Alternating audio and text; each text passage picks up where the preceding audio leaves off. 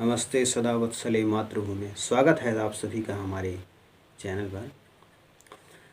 इस समय उत्तर प्रदेश के बहराइच में गाजी बाबा की मज़ार पर मेला लगना शुरू हो गया है।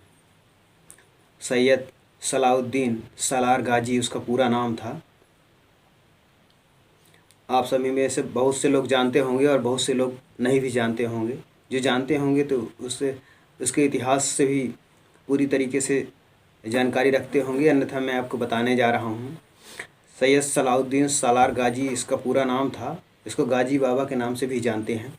इस पे मज़ार लगा करती है। इस मज़ार पर मेला लगा करता है हर वर्ष और लाखों लाखों श्रद्धालु आते हैं। उनमें से 80 से 90% जो होते हैं वो हमारे ही वर्ग से होते हैं और उनका ऐसा मानना है कि वहाँ पर आने से हमारी सभी मनोकामनाएं गाजी बाबा पूरी करेंगी। तो ये जानना ज़रूरी है कि गाजी बाबा की खुद की मनोकामना पूरी हुई भी थी या नहीं, फिर वो आपकी मनोकामना पूरी करेंगे। सैयद सलाउद्दीन सालार गाजी जो कि मोहम्मद गौरी का मामा लगता था, उसने कुछ आताताइयों की शिकायत पर, या मैं कहूँ मुसलमानों की शिकायत पर प्रण लिया कि जब तक मैं 1 लाख हिंदुओं के सर नहीं काट दूंगा तब तक अपनी जो शमशीर है अपने म्यान में नहीं रखूंगा, अपनी तलवार अपने म्यान में नहीं रखूंगा।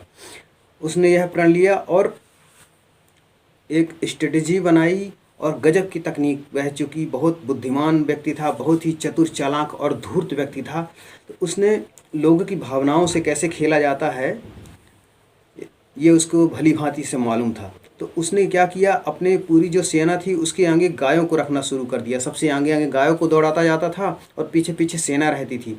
अब होता क्या था कि जो हिंदू लोग हैं, ज़्यादातर हिंदू राजा क्या करते थे, गायों के ऊपर आक्रमण नहीं करते थे।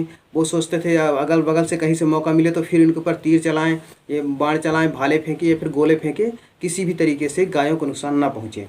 और इसी समय का फ़ायदा उठाकर उसके सैनिक टूट पड़ते थे और कई सारे हिंदुओं को उसने लगभग 30,000 हिंदुओं को इस तरह से करते करते काट डाला। अब आगे की योजना बनाई।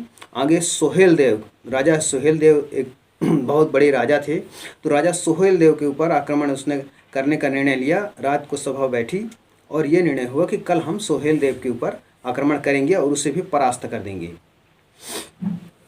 अब गुप्तचरों ने यह संदेश राजा सोहेल देव तक पहुंचाया। सोहेल देव को इसकी जानकारी के बारे में भी पता चला। सोहेल देव एक बुद्धिमान व्यक्ति थे।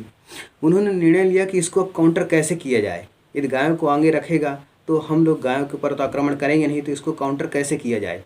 फिर उन्होंने क्या किया, बहुत ढेर सारे उनके इलाके में जितने भी थे सूअरों को सभी को आदेश दिया। सभी सूअर पकड़ के लाए गए और उन्हें अच्छे से सवेरे मदिरा पान कराया गया और उसके बाद सेना के आगे सूअरों को छोड़ दिया गया।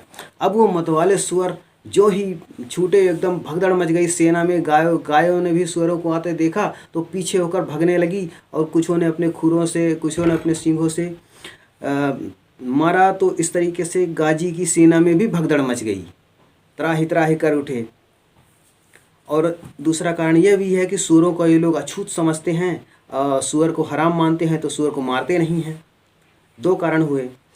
अब इस तरीके से इस भाग दौड़ में गाजी बाबा पकड़ लिए गए तो सभी सैनिकों ने, मंत्रियों ने यह सलाह दी राजा सोहेल देव को कि इसका वध कर दिया जाए।